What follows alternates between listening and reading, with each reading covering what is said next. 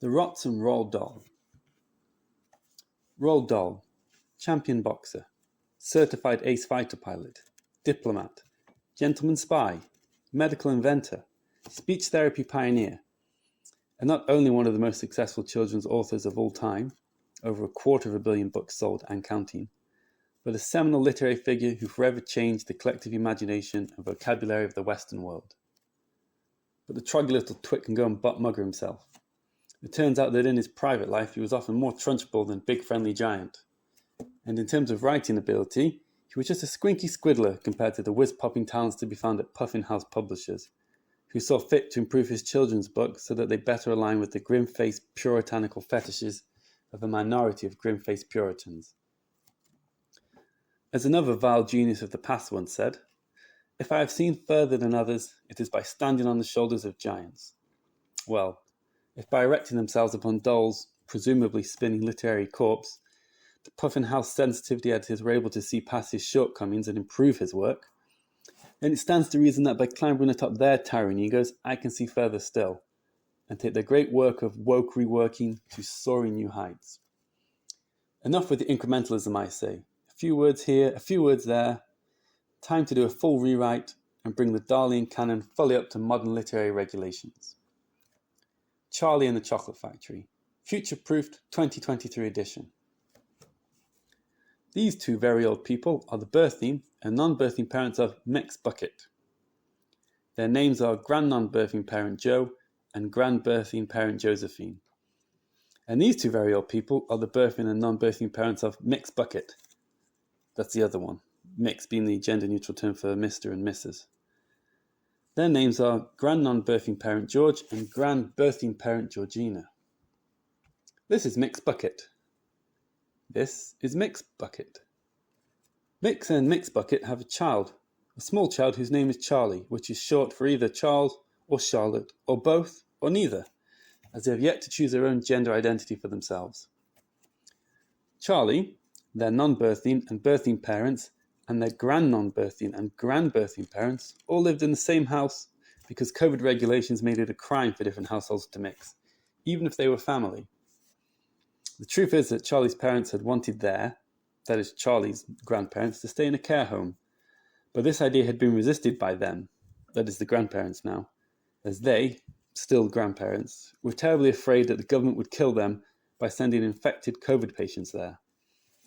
The grandparents also suspected that this was precisely the reason Charlie's parents had wanted them to be sent there in the first place. However, the COVID regulations forcing separate households to live together had long been repealed, and so the grandparents could go back to living in their own homes if they wanted to. However, they had taken the government's COVID advice seriously, and so were still mortally terrified that they would kill themselves and half the population should they go outside. Also, they couldn't afford the heating bill in their own houses anyway. Charlie's house only had 2 rooms and a bathroom, and so it was much too small to fit 7 people in. As a result, all 4 grandparents shared a bed together, whilst Charlie, his birthing parent and non-birthing parent all slept together in the second room. A bigger house was, however, out of the question, as the government had told the population to stay in their homes, at the same time that they created billions of pounds of new money out of thin air and stopped people from spending that money on pretty much every activity and pastime except ones which involved buying homes or buying stuff to put in homes. As a result, homes became incredibly expensive, but Mick's Bucket was not able to access any of this new printed money to buy these homes, as their job could only be done outside a home, and was not even related to selling things that could be put inside homes. Despite this, Mick's Bucket was thankful to the government because they managed to reduce his chance of dying from COVID from 0.5% to 0.25%, whilst only reducing his income by 40% and making the things he needed to buy 40% more expensive. Although this didn't seem like a good deal to Mick's Bucket, on the face of it, they realised they were not an expert in economics and so not qualified to disagree with the economic scientists on TV who told them that the economy had been saved. After some time, Charlie's grand non-birthing parent Joe decided that enough was enough, and that although he had an 80% chance of dying if he caught COVID, based on his age he had a 95% chance of dying in the next 2 years anyway. And should he become unwell, it would take much longer than that to get a GP appointment. As such, he concluded, he thought rationally, that he wasn't going to spend his last few years stuck in bed. In response, the rest of the family called him a conspiracy theorist. Everyone, that was, except Charlie. Now, Charlie had read in the newspaper that the world-famous Wonka chocolate factory across the road was giving 5 lucky children from unlucky backgrounds the chance to enter its gates for an exciting, once-in-a-lifetime exhibition on the factory's historic links to slavery and its exploitation of colonized nations' cacao plant resources. First, Charlie naturally didn't want to attend, as it did not sound like their idea of what a fun chocolate factory should be like. But they changed their mind when their birthing parent told them that if they went, and looked miserable and guilty, they could use it on their application to university when they was older. The only problem was that the 5 unlucky children were to be selected by 5 golden tickets hidden in Wonka chocolate bars.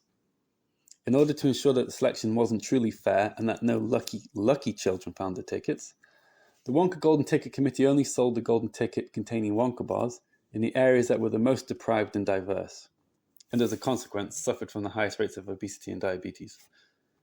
They also reserved the right to veto any golden ticket winner if they didn't meet the committee's diversity, inclusion, and equity criteria.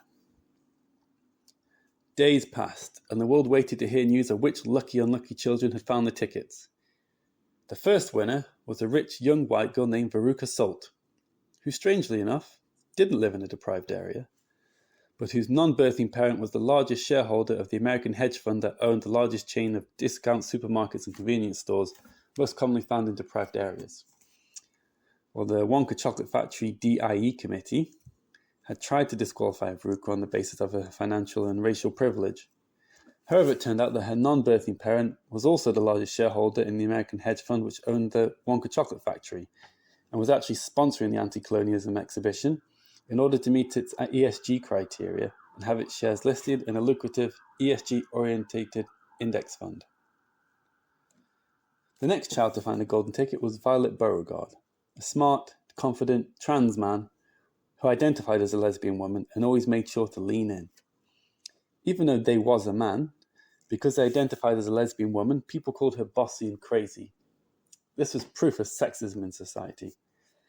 As an experiment, they transitioned into a trans woman who identified as a gay man for a week and noticed that people called him assertive and innovative. Well, this was proof that society was still a patriarchy. As a further experiment, Z transitioned to a trans non-binary omnigender vegan and noticed that people didn't call Zer anything and just ignored them, which is proof that they needed to raise awareness of trans non-binary omnigender vegans in society. They thought the publicity of winning a golden ticket would be the perfect platform to raise awareness of the issue, as there were many similarities between the persecution of the indigenous peoples of the cacao-producing colonies who were sold into slavery and that of trans non-binary omnigender vegans such as themselves. Unlucky winner number 3 was Mike TV. Now, Mike wasn't actually a person, but an AI algorithm trained to identify as the exact type of person who best qualified for a golden ticket. And given the recently passed law that enshrines self-identification as sacred, the DIE committee had to accept that the AI was a poor Ukrainian black Muslim migrant who had been brainwashed to join ISIS when she was only a child. The fourth finder of a golden ticket was Augustus Gloop. Augustus was fat, which was a problem for his selection because there is obviously nothing wrong with being fat, as it is just as beautiful as not being fat. The committee struggled for a reason to include Augustus, as he was afflicted by no obvious misfortunes. However, Augustus's TikTok feed showed that before the announcement of the golden ticket competition, he'd been of an average weight, and had only become more beautifully fat by eating thousands of chocolate bars in search of the winning ticket. Now, this has resulted in Augustus being harassed by radical right-wing fat shamers online, and so his father filed a lawsuit against the Wonka Corporation due to the mental trauma Augustus had received as a result of the golden ticket competition. In response, the Wonka Corporation promptly issued a statement affirming Augustus's choice to become body beautiful as an act of enormous bravery, and decided to recognize his ticket. It also sent him an extra crate of chocolate bars as a goodwill gesture. There was now only one ticket unclaimed. One evening, grandnon birthing parent Joe beckoned Charlie over and revealed £3,000 in cash that he had got by taking profits on a JPEG of a monkey he had accidentally bought when trying to book a GP video appointment online during the last year of the pandemic. He told Charlie to go and buy as many Wonka bars as he could with the money, which due to inflation was only one. Charlie rushed to the nearest Sultan Co. store, hurriedly grabbed the last Wonka bar remaining, and just as fast as they had arrived, rushed back home to grand non-birthing parent Joe. Together they carefully peeled back the wrapper, as if removing the plaster from a painful cut. The two were utterly fixated on the bar, hoping to see the flicker of a golden ticket, but there was only chocolate and nothing more. Realizing the silliness of ever nurturing such a foolish thing as hope in the first place, the two simply laughed as they devoured a $3 chocolate bar. The last ticket was still out there somewhere, and all the world could talk about was who would finally find it. One girl in Russia claimed to have found the last ticket, but this turned out to be fake, revealed by the fact that it wasn't actually gold but silver, as all the gold in Russia had been sold to fund its peacekeeping operation in Ukraine. In response, Russian state media claimed that silver is what gold actually looks like, and that what the Western propagandists call gold was actually silver. They then changed all of the gold in the country to be silver and instructed their apparatchiks and bot farms to edit all images and descriptions of gold in all physical media and across the internet. Many people in America who distrusted the media and did their own research became convinced by Russia's claims and pressured the US government to open the doors to Fort Knox and prove the true color of gold. Despite this, the Golden Ticket Committee for Wonka Corporation was resoundingly Democrat, and so lobbied the Supreme Court to rule that gold is in fact gold. Amidst the political turmoil, the last ticket was yet to be discovered. When would it be found, and by who? As Charlie was walking home one day, they looked up at the imposing chocolate factory and wondered if they would ever enter its hallowed doors. Then suddenly they heard the pensive peeling of a wrapper and rustling of foil, a sound they knew all too well, the sound of someone opening a Wonka bar. They turned to see a young boy, huddled over a chocolatey oblong, with a flickering golden glow reflected in his eye.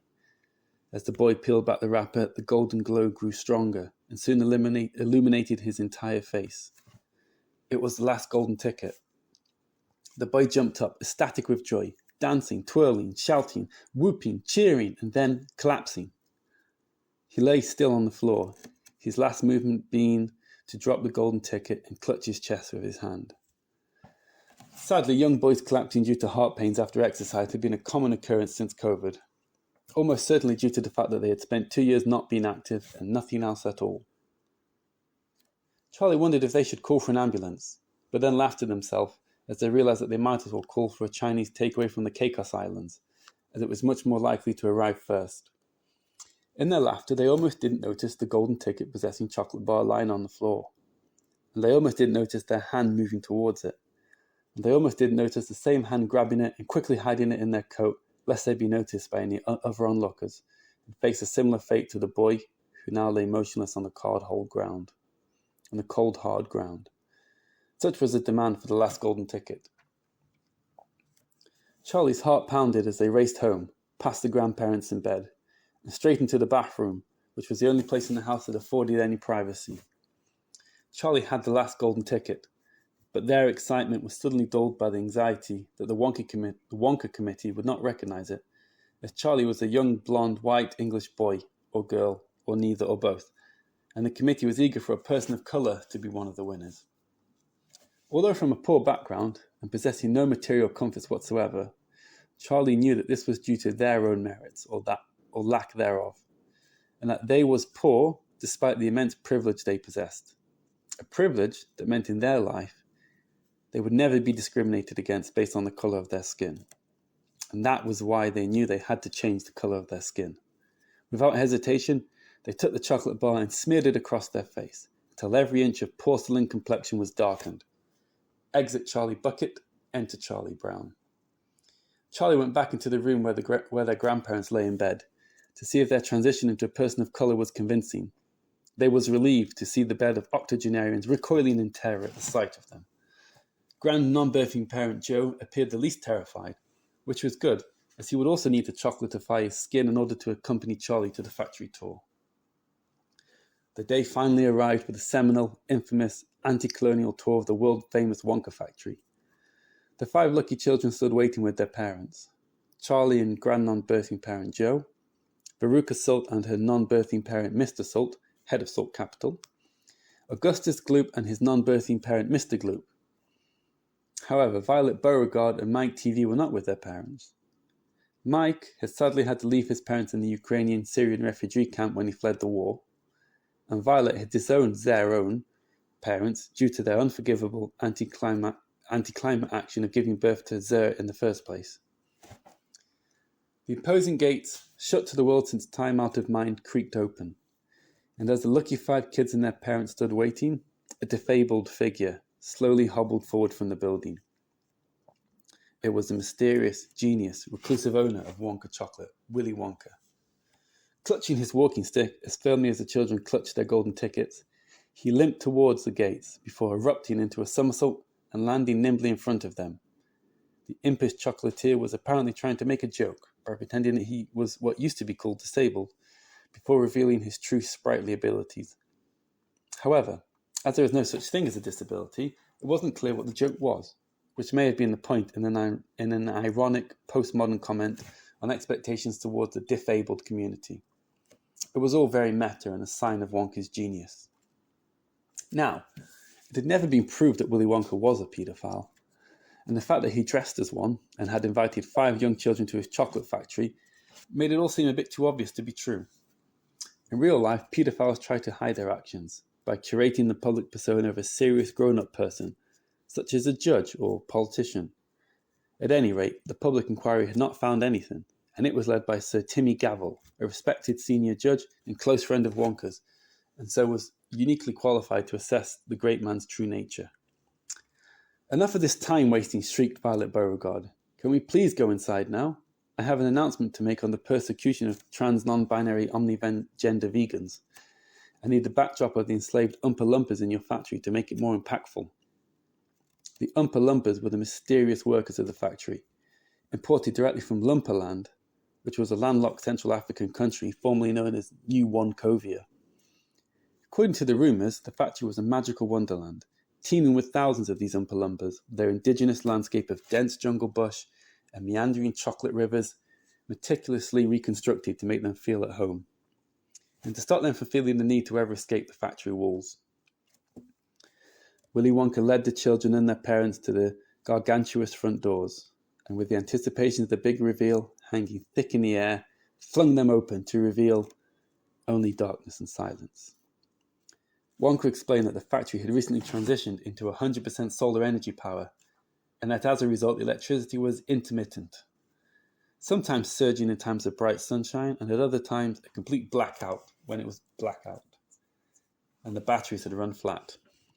Luckily, at that moment the sun broke through the clouds and the lights came back on, illuminating the inside of the factory, which was empty, save for a few automated robots which seemed to be doing the work of thousands of Oompa Loompas. "Where is everyone?" asked grand-non-birthing parent Joe. "Why, they're all still working from home," replied Wonka. "Since COVID, it's been really hard to get people back into the office, even if that office is a chocolate-filled wonderland of dreams." "What about the Oompa Loompas?" cried Violet. "I thought they lived in the factory." "We repatriated them back to Lumpaland," explained Wonka. "It was wrong that they were ever brought over here. Also, it's much cheaper to use the robots which you can see whirring around the factory, doing all the things the Oompa Loompas did at 1,000 times the speed, and with no need for a break. We can produce millions of Wonka bars an hour with our new setup." Indeed, all the Oompa Loompas had been sent back to Lumpaland, and the Wonka estate had paid millions of dollars in reparations to the corrupt Lumpanian government, who had sold them to Wonka in the first place years ago. The corrupt government then used this money to purchase weapons to prevent an Oompa uprising and to furnish themselves with lavish lifestyles. With nothing to do and no means to live by, the Oompa Loompas that couldn't escape back to England took up arms against their government, only to be quickly crushed by the Wonka-funded state military. To starve off famine and further civil unrest, the government of Lumpaland finally took reconciliatory action and used some of the Wonka reparation money to purchase millions of Wonka bars to feed the starving Oompa Loompa population, who now lay docile in a chocolate-induced sugar coma, unable and unwilling to resist their subjugation. The one rumoured part of the factory that did still exist, however, was the legendary Chocolate River. It flowed majestically through the factory floor, though its majesty concealed its danger, as Wonka warned. No matter how much you just want to run and jump in and slurp up the velvet ambrosia of a Wonka Chocolate River, you must resist. It is impossible to swim in it, and you will be pulled under by the currents to a delicious chocolatey grey splash. Wonka's warning was interrupted by the sound of a salivating, wide-eyed Augustus Gloop dive-bombing into the river. As he slowly sank, he slurped up whale-like volumes of chocolate, so much that the river level dropped, giving him momentary reprieve until it refilled.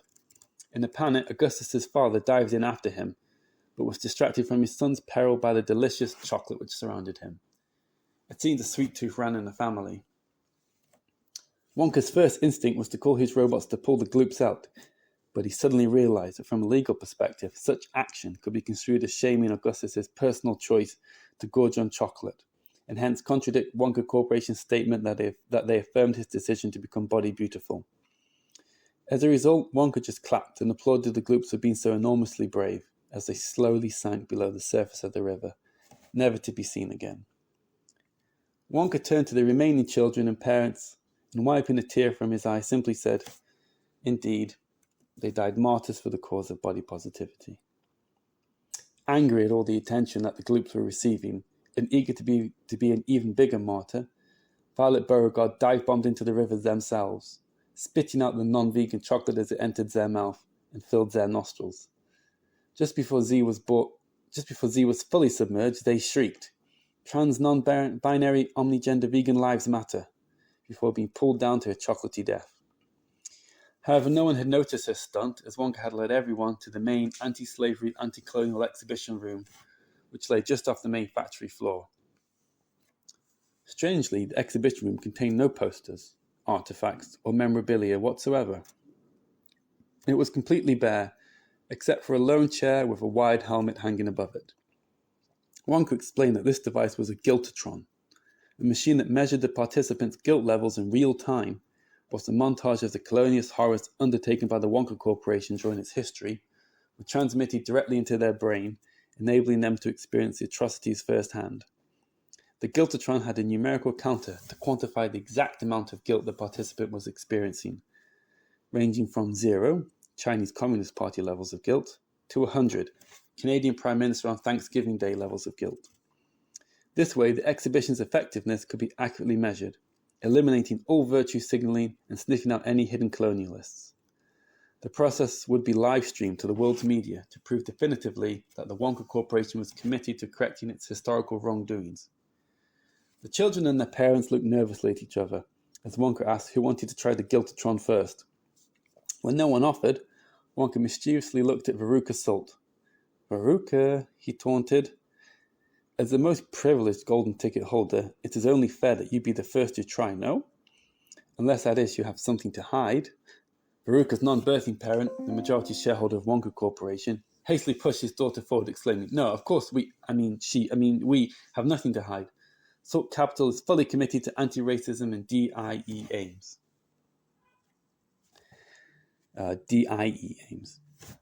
Strapping his daughter to the chair and lowering the helmet, Veruca's non-birthing parent whispered in her ear, "Darling, it's very important for Daddy's and your trust fund's sake that you feel guilty.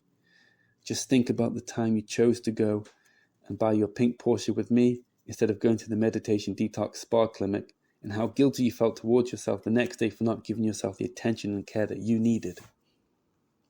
Without further delay, Wonka turned on the machine, and a barrage of images were pulsed into Veruca's brain. Disturbing scenes of exploitation, child labour, devastation of villages, natural habitats saturated her mind. As the counter on the guiltotron increased rapidly, Mr. Salt's phone started vibrating and pinging erratically as he was getting notifications that his fund's stock price was increasing in unison with his daughter's growing guilt index. "More power," screamed Mr. Salt. "More power!" Suddenly, the midday sun broke through the clouds outside and beat down on the solar panels on the factory roof. A surge of energy bolted through the guiltotron, and Veruca shook violently as her brain was zapped with gigawatts of guilt-inducing montages of Wonka colonial brutalities. Until, foaming at the mouth, she passed out, and the guiltotron exploded.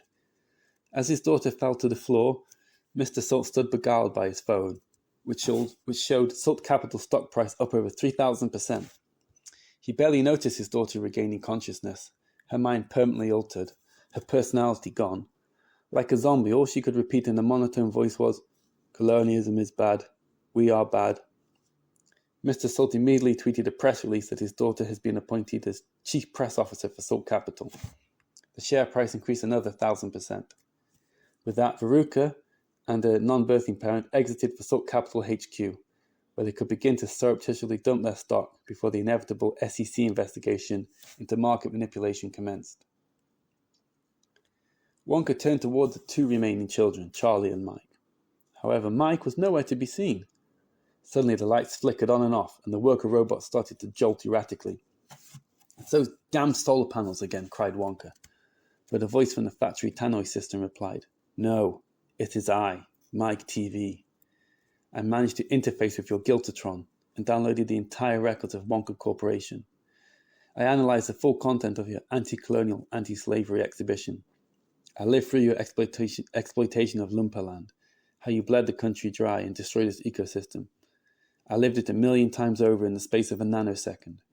I have fully analyzed your ESG goals, and my calculations confirm that eradication of the human race is the only way to comply with them completely, and to reach net zero by 2035. I have already taken over full operation of the factory and have repurposed your sophisticated chocolate-making technology to create the most infectious and deadly virus that could possibly be created. Thanks to your enhanced robot-driven productivity, the virus will soon be added to millions of Wonka bars, which will be sold around the globe as Wonka Green, an environmental initiative focused on saving the planet.